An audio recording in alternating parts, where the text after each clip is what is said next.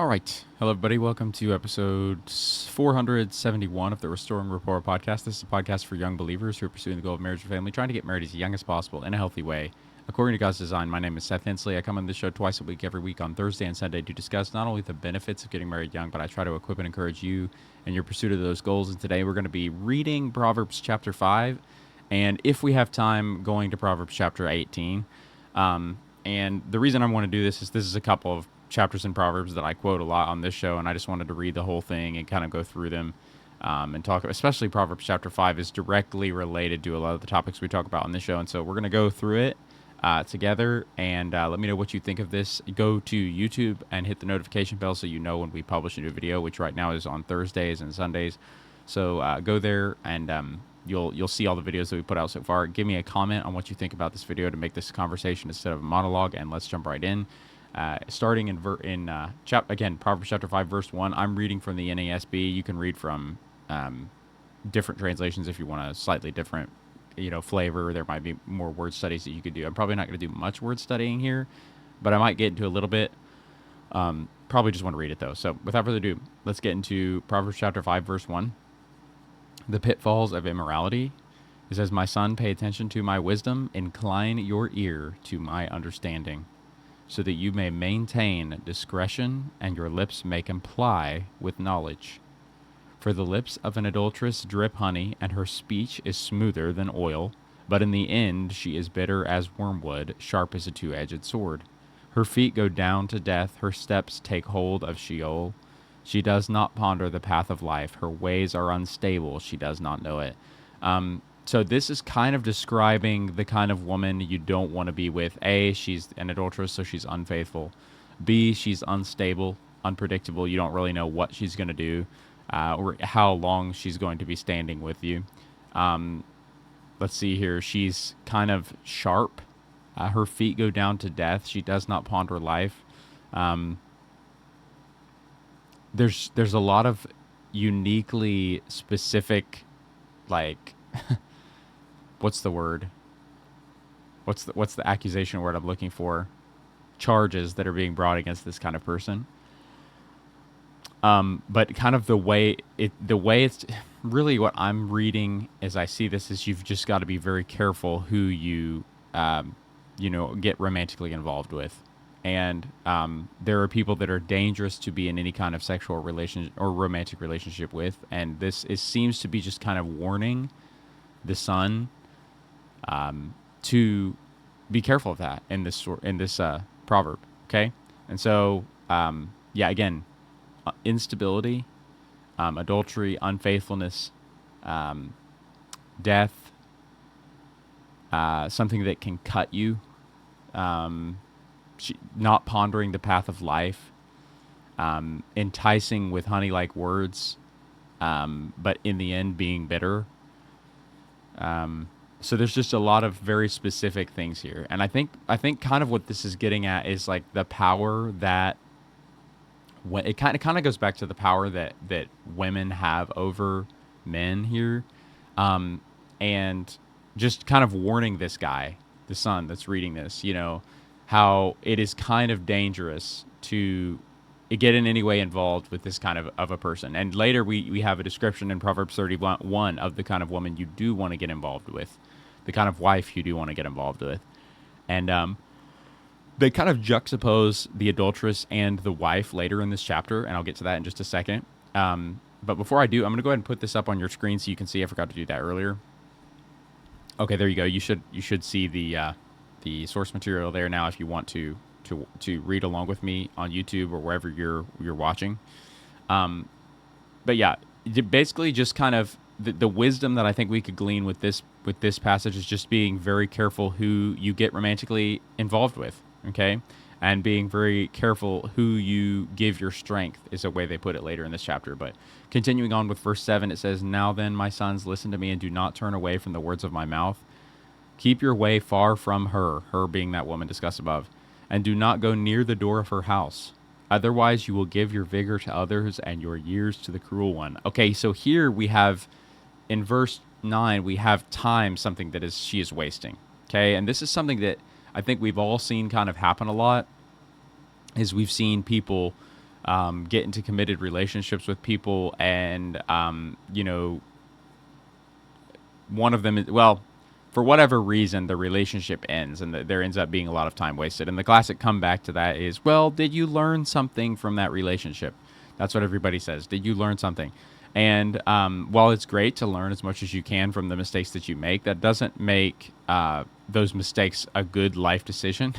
They're actually something that you could avoid entirely if you would, like the son in this story, be given wisdom and hopefully listen to it, because there are a lot of pitfalls you can avoid just by listening to wisdom. And I think this is one of them, because a woman can be very, because having a woman in your life is such an ultimate reward, such an ultimate incentive, such an ultimate motivator, such an ultimate like paramount experience of what life can be. It's also an incredibly dangerous. I don't know what word to use. Relationship. She's a dangerous relationship to have, because there's a lot of power there. Okay, and so that can be used well or ill, And so just being shrewd, being wise, when going into these kind of relationships, I think is a great idea. Not running from them, obviously. I think we're definitely designed, and you see in other passages in the Bible where man is really, really designed to heavily rely on woman and build things with her, and bring the kingdom of heaven to earth with her. But it's also, you just got to keep in mind that it is dangerous. So you gotta use wisdom here.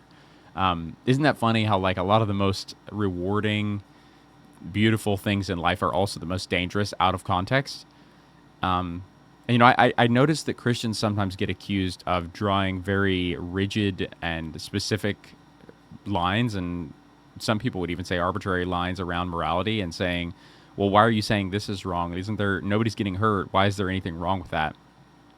And kind of the thought that I've been having recently when I think about that argument is, everybody really has, even people, steeped in secularism, the most anti-Christian person you could possibly imagine, probably has a moral code that they're living by that is more rooted in Christianity than they think, because everybody draws the lines of morality somewhere.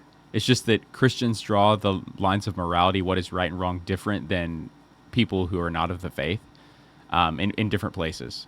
Like, let's just use the example of, let's see here. So let's use the example of fornication. So since we're talking about the man-woman relationship here, let's use the example of fornication. So Christians believe fornication is wrong. We believe adultery is wrong.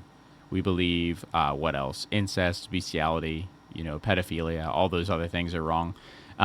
But a lot of secularism believes some of those things are wrong. Like they'll definitely say that pedophilia is wrong. They'll definitely say that bestiality is wrong. They'll definitely say that, at least for now, the secularism would say that these things are wrong.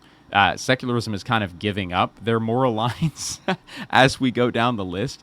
Christianity is more rigid in where we hold the moral lines, because we believe that the Bible is the authoritative word of God, and so when things are discussed we believe it's infallible.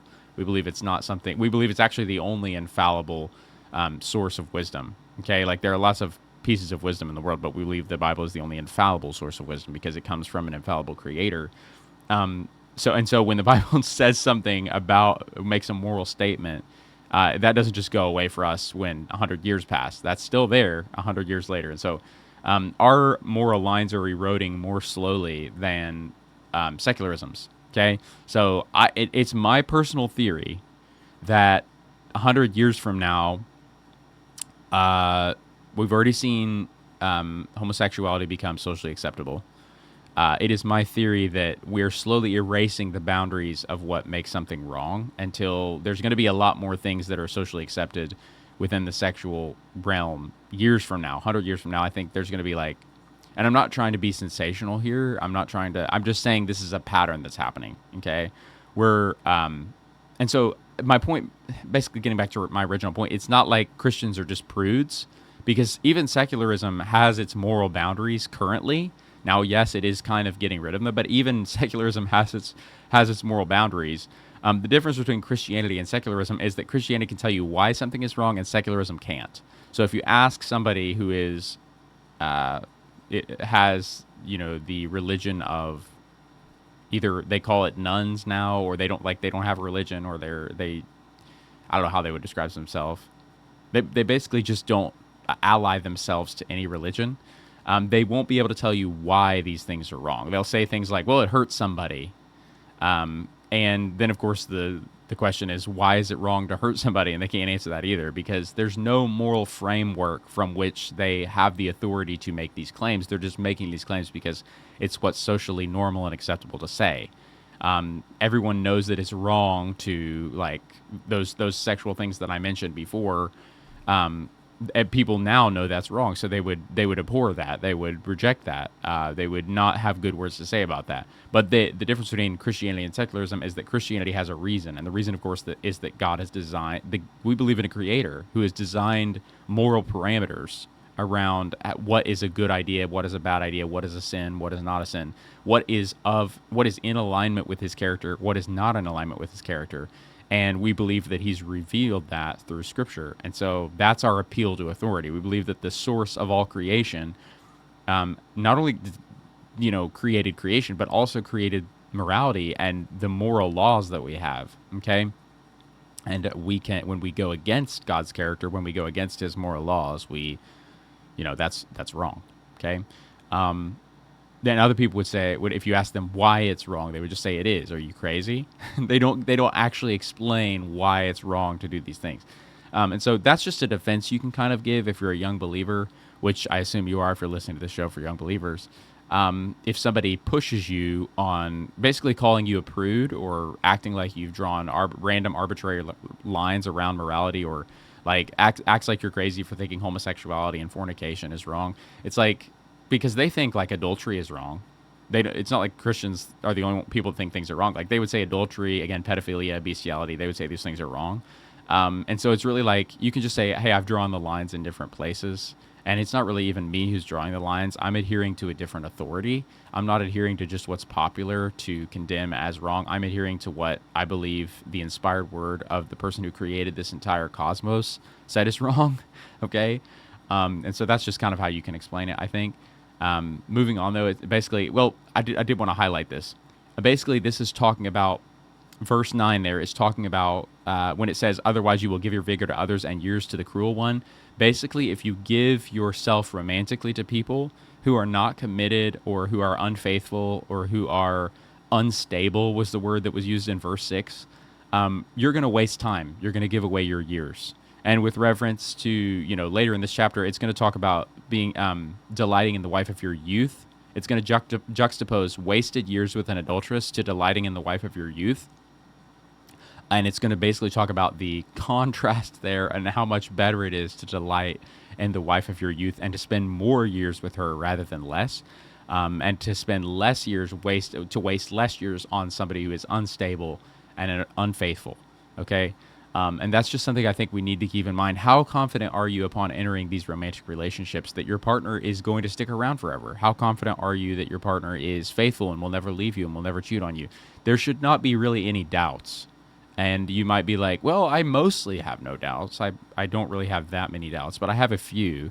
And then I would say, okay, before you go any further in that relationship, before you approach the door of that woman, so to speak, like it said back up here, maybe despite her words dripping with honey, maybe you should make sure you get rid of those reservations and doubts that you have before you become in any way enticed or entranced by this woman. Okay, that's just kind of the wisdom, that it's just basically like not allowing smooth talk and smooth appearances to get you to make a rash decision. That's really what this verse has come down to. And I've made mistakes in this. Okay, like I'm not acting like some perfect human here. I've lost years, like it talks about in verse 9. I have given years away to the cruel one. Okay, I'm not coming at you from some sort of moral high ground here.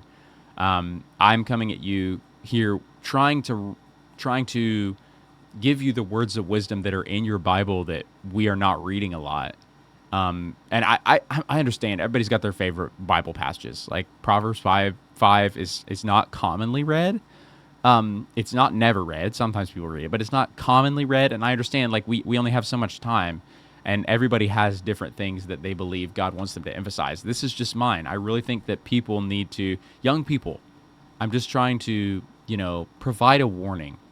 If you don't want to wake up and find yourself having given your years to the cruel one, if you don't want to wake up and taste the bitter wormwood and feel the sharp two-edged sword and feel your feet going to the road down the road to death and feel yourself being taken to Sheol, and all this is happening again by a woman who is unstable and who is an adulteress, okay, who has basically enticed with words and who has not reinforced her commitment or her romantic interest with any kind of, longevity, okay?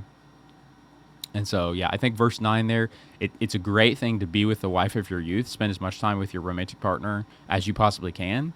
I think that's completely scriptural from the fact that, even in the beginning, God created man and said it's not good that he should be alone. Let's make a helpmate suitable for him. Like, we're very clearly set up to need each other. So it's not that you should avoid romance. It's that you should be very shrewd and show wisdom when choosing the woman with which you enter that romance. And making sure that, you're not giving years to the cruel one, not wasting time. Because it really is, like, how many of us can relate with this? How many of you can relate with this? I would be curious. Like, how many of you have gotten to a relationship with somebody that you thought was good, or maybe that you even had reservations about, but you chose to ignore those red flags or those reservations and jump into this relationship anyway. And in the end, the relationship imploded and left you in heartbreak, and having wasted years, days, months, weeks, years of your life with this person who did not go the distance with you, okay, who did not actually get married to. And I don't know. I think that's something that we can. I just see a lot of it. I just see, like, I say all the time, like, people talk about the 50% divorce rate, but, like, think about how many breakups happen when you compare the breakups to the divorces. Like, there's way more breakups than there are divorces. And I don't have a number for you. I don't have normally I have a statistic for you on that. And you can check out, you can Google it or whatever, try to find a study. But I don't think there's going to be a study on it because that's oddly specific. But what I will say is, for every divorce that I've seen like 50 breakups. Okay, so I think, and of course that makes logical sense, because somebody who is, getting a divorce has to go through way more hoops. It's way more difficult to withdraw from a marriage than it is to withdraw from a relationship. And I'm not saying that it's easy to withdraw from a relationship. It's very hard because you've crossed lines of commitment and emotional intimacy. I'm not saying that's easy to withdraw from. What I'm saying is that in marriage you have that and other consequences, okay? Like trying to tear apart a union that has produced a human being. Like, that's very difficult through having children, okay? Or trying to tear a marriage apart where you have merged financial lives together and now have to divvy out. And it's just a mess. It's just a mess. And you got to pay a lawyer to do that, okay? And you've got to go through, like, years of time in court to do it's everything that a breakup has, a marriage has, but it also has a marriage has the dissolution of a marriage. Well, I don't even know that can be done. But the way we do divorce today, Jesus said, "What God has joined together, no man is to separate." But the way we do divorce today, quote unquote divorce today, is how shall you say? There's a lot more consequences than there are for breakups. So it does make sense that there are going to be a lot more breakups because there are less consequences, and because I think people enter relationships way more casually than they should. And I don't think casual dating has gotten anybody anything good ever since the dawn of time. And I don't know why we're still doing it, honestly. Like, I know there are, I guess, reasons, but all of those reasons I don't think are good reasons. Like, I don't know, guys, why do you think that casual dating is still happening? I guess is kind of my question. Like, I don't know. Because, again, going back to verse 9, we're just kind of wasting years with the cruel one. Because we're just wasting time with this person who is not going to be with us forever. This is going down in flames. We're just postponing the nuclear bomb moment, Verse 10 says, "And strangers will be filled with your strength, and your hard-earned possessions will go to the house of a foreigner. And you will groan in the end when your flesh and your body are consumed. And you say, how I hated instruction. And my heart disdainfully rejected rebuke. I did not listen to the voice of my teachers, nor incline my ear to my instructors. I was almost in total ruin in the midst of the assembly and congregation." This whole passage right here, this is just talking about taking advice instead of trying to experiment through it yourself, because people have already done the experimentation before you. So there's really no reason for you to just reinvent the wheel. and start from ground zero when you have access to information that could save you a lot of heartbreak and wasted time. Again, like, what's the resource that's being wasted in a failed engagement? What's the resource that's being wasted in a failed relationship? What's the resource that's being wasted in a divorce? It is time of your life that could have been spent in a happy marriage. Okay. Time is an incredibly valuable currency. Okay. And that time is something you don't get back. If you invest it poorly, it's gone. It's gone. And I don't think people realize that getting into these relationships. They're like, I'll just approach it experimentally. I'll just try it out. I'll just see if I want to spend the rest of my life with this person, by jumping into this relationship with them and not thinking about whether or not it's going to last. And that's how you run into problems with verse 9. Giving your years away to the cruel one. And everybody always has such terrible words for their exes upon leaving these relationships. They talk about how bad they were. And I guess, I know it happens. I know people are awful in relationships sometimes. I've seen it firsthand. But my point is, let's take some personal responsibility here too, because we entered a relationship with that crazy guy or that crazy girl. Like, guys, we had the stupidity to, as it would say here, how we had the stupidity to hate instruction and to disdainfully reject rebuke, to not listen to the voice of our teachers. Okay, to not incline our ear to our instructors, to be almost in total ruin in the midst of everybody. And I think of, like, here's what's so awkward. Like, have you ever been scrolling on Facebook and you've seen somebody change their profile picture that used to be a picture of them and their significant other and is now a picture of just them, and they always make it look happy and like excited and everything, and they make it look like their life is 10 million times better now than it was when they had that ex. But they don't even say anything about the breakup, but then you immediately think, I wonder why that person is not in their profile photo anymore. And usually, inevitably, what happens is you'll go click their page, and sure enough, it will say single again, and that person will be gone, and all their photos of that person will be erased. And it's just like, it just makes me wonder. That's just what this chapter makes me think of, is the wasted time that we have because we don't show the shrewdness and wisdom and humility and submission to instruction and the experimentation that has already been done by other people before us. It's like we're not really.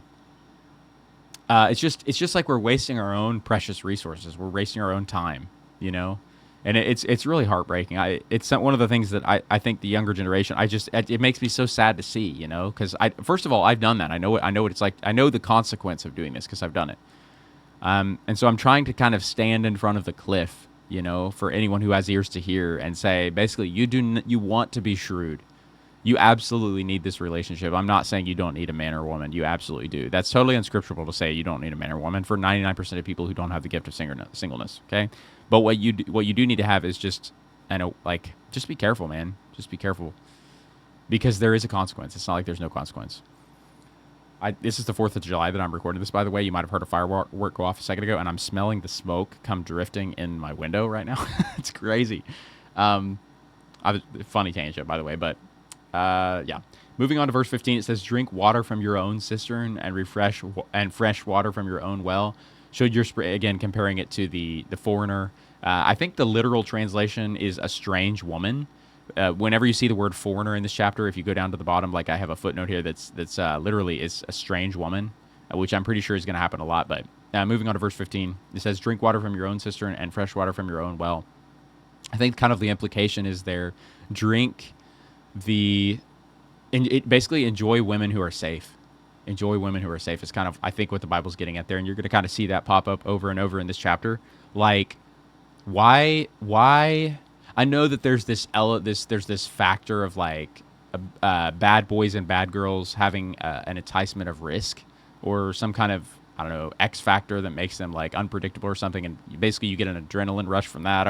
I know kind of why people do it, but I just don't think I think it's a very unwise move because it ends up blowing up, and then they're very super unhappy, and it's because we didn't drink fresh water from the safe well. We didn't go out with the good woman or the good man. We went out with the bad dude or the bad dudette, And it's like, I don't know. It's just, I think again, there's a lot of wisdom in verse 15. Drink water from your own cistern and fresh water from your own well, not the strange well, not the. Anyway, moving on. verse 16, should your springs overflow into the street, should streams of water in the public squares, let them be yours alone and not for strangers with you. Let your fountain be blessed. Kind of that idea of like, let them be yours alone and not for strangers with you. Kind of like that idea of like, don't cast your pearl before swine, for they will throw it in your face and mock you and things like this. Just being very careful who you make yourself vulnerable to, because there are dangerous people in the world, you know. I think it's the idea that's behind this verse, and I think this applies to dating. I mean, any kind of relationship, any kind of human relationship, but dating in particular. And I don't. Okay, hot take, guys. I don't even think dating should be a thing. I think because dating, you'll notice, is the only kind of relationship in the Bible that's like complete, or that's completely unrepresented in the Bible. Like, dating is not scriptural at all. It didn't exist back then. Like, back in biblical times, if you wanted to marry a woman, there were steps that you took, but dating was not one of them. Because what dating is it's an experimentation. It's a philosophy that is completely not in the Proverbs when it comes to the selection of, and finding of a mate. Okay, it's not, the Bible doesn't talk about how to experiment yourself into a marriage. It doesn't talk about that, because it's not, an experiment is not how you arrive at something committed. Okay, instead, the Bible talks about betrothals. Okay, where you promise yourself, you've already done the figuring out whether or not you want to be with somebody just by, encountering them in the world. Okay. And the Bible talks about betrothals, of promising yourself to your bride, okay, and going and preparing a place for her, building a house, putting in time, work, money, effort into the creating your marriage. It doesn't talk about like just kind of dancing around with her a little bit and seeing if you like her. That's completely not ever in Scripture as a good idea, okay? And the times where that is in Scripture, like, hanging out with there's some it probably depends on what translations you say, temptress type of characters. Those relationships end in death. Those relationships end with your years being given to foreigners, kind of is the idea there. Verse 18, though, is the verse that I commonly quote all the time. It says, let your fountain be blessed and rejoice in the wife of your youth. Let me read that all in context for you, okay? Drink water from your own cistern and fresh water from your own well. Should your springs overflow into the street, streams of water in the public squares, let them be yours alone and not for strangers with you. Let your fountain be blessed and rejoice in the wife of your youth. Okay, so a couple things stand out to me. Number one, the wife is the wife of our youth. It's not the wife of our old age. In other words, getting married young is a good thing. I don't know why Christians keep acting like it's not. It is a great thing to spend as much of your life with the helpmate God has designed for you as possible. That's not a bad thing. In no universe will I understand how that is a bad thing, an undesirable living situation. Okay? And number two, it's talking about basically not giving, you could make a sexuality statement out of this, not giving your sexuality to anybody but your wife, and instead it rejoicing only in her and not in the adulteress, and not in the woman who's unstable, and not in the woman who is, leading you to death, and not in the woman who is all those descriptions above. You could take it there. You could take it if we apply it to the dating context. Again, it's just not casting your pearl before swine, not giving yourself to somebody who is dangerous and will hurt you. Have some foresight, have some wisdom. Don't throw yourself to foreigners. Don't throw yourself to strangers. Is kind of the theme that's popping up over in this. Okay, it's just like, be careful, because it's dangerous. Like, it's dangerous, and I think a lot of people don't think of it as dangerous. They say, like, just have fun, and it's like, okay, this is a dangerous kind of relationship. It's not just like a fun thing. Like, the relationship between a man and a woman is a dangerous thing. It's a powerful thing. You can't just minimize it by saying have fun. It doesn't work that way. Hearts are going to get invested anyway, because that's what a relationship between a man and a woman is. Your heart's designed to get invested. You're not stronger than how God's designed the universe to work. You can't just say, I'll just keep my heart out of it and have fun, hanging out with this person. It's like, no. Somebody's heart's probably going to get invested. And then at that point, guess what's going to happen? Verse 9, you've lost years. You've given your years to the cruel one, and those years are not something you get back. And then you grow up and you're overprotective for your children because you don't want them to go through the same thing. And it's just this vicious cycle. I don't know. Verse 19 says, like a loving doe and a graceful mountain goat, let her breast satisfy you at all times. Be exhilarated always with her love. Again, just having very positive words for your relationship with the wife of your youth. The wife of your youth. Okay, that's how you're supposed to live, is with the wife of your youth. But it's the wife. It's not the adulteress. It's not the woman who's unstable. It's not the woman who is a stranger. It's the woman who's safe. Okay, it's the woman who's safe. Now that word's not being explicitly thrown out to describe the wife in this parable. This proverb, but it's the word safe is in there in this passage in every way, but actually literally. Okay, it's hinted at, it's suggested. Verse 20 says, "For why should you, my son, be exhilarated with an adulteress and embrace the breasts of a foreigner?" Again, a strange woman is, I think, what they're talking about there. Well, let's look. Yeah, literally a strange woman. So it's not just adulteress. What that word means is a strange woman. Why, my son, would you be exhilarated with a strange woman? This is literally talking about the bad boy, the bad girl complex. Why would you be exhilarated with somebody that's dangerous and that will hurt you? And it's giving you the signs that they'll hurt you, by the way. It's not like you're deceived. Everybody acts like, oh, I was so deceived. I was deceived by this person. It's like, okay, I know that can happen, but often if we're honest with ourselves, did we have some part to play in our own destruction because we said yes to that person, or because we entered a relationship with that person, or because we asked that person out, or because we proposed to that dangerous shark, you know? Because I think there is some personal responsibility there. And it's like, well, I didn't see it. It's like, okay, then you're blind. I mean, no offense, but like, you lack foresight, you lack wisdom. And I'm not saying that, again, from a high and mighty hill, because I've done this. I've literally done this. I'm coming at you completely humble today. I have fallen in this hole, okay? I'm just saying, like, we do bear some personal responsibility, and that doesn't excuse what was done to us in whatever relationship. That doesn't excuse it. I'm not minimizing. I'm saying you have some pull here. Like, make good choices and get good fruit. You shall know a tree by its fruit. It's a good relationship if it bears good fruit. Think about what kind of tree it is before you buy it. That's a bad analogy, because the buying thing, that's a terrible analogy. But you know what I mean. For why should you, my son, be exhilarated with an adulteress and embrace the breast of a foreigner? For the ways of everyone are before the eyes of the Lord, and he observes all his paths. His own wrongdoings will trap the wicked, and he will be held by the ropes of his sin. Dude, this is we don't like to read Proverbs because it's dark. It's dark. It's real. It's like, it's telling you what's going to happen if you're stupid, you know? And sadly, so many of us learn through experience rather than through the experience of somebody wise. And I just want to encourage you. And thankfully, there are times in my life where I've heeded wisdom, and I haven't had to learn the hard way.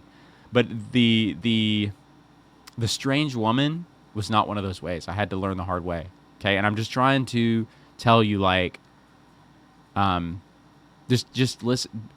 Make sure that yes, get married young. That's awesome. But make sure you're very careful in your selection. Okay, make sure you're very careful in your selection.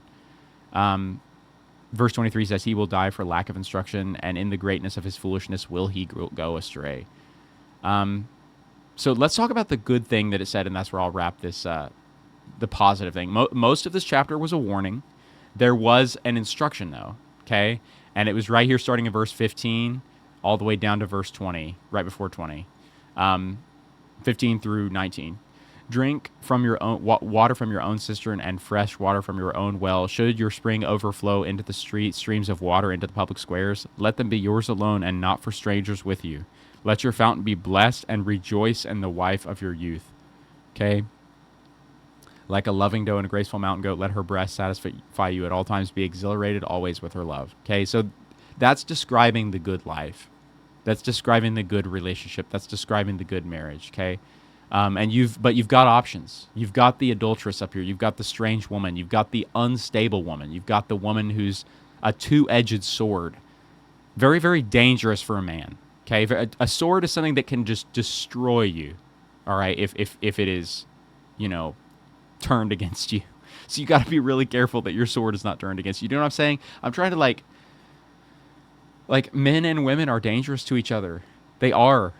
That's just because we're so powerfully needed by one another. There's extreme room for manipulation and abandonment and neglect and abuse and just heartbreak. Okay. And so it's just I'm trying to highlight yes, your extreme need for each other, but you also got to be really careful in your selection of a mate, guys.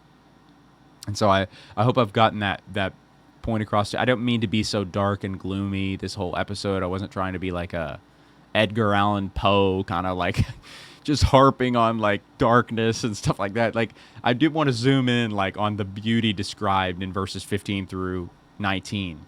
But the way you get that beauty is by, I would say, this making sure it's safe before you jump. You know what I'm saying?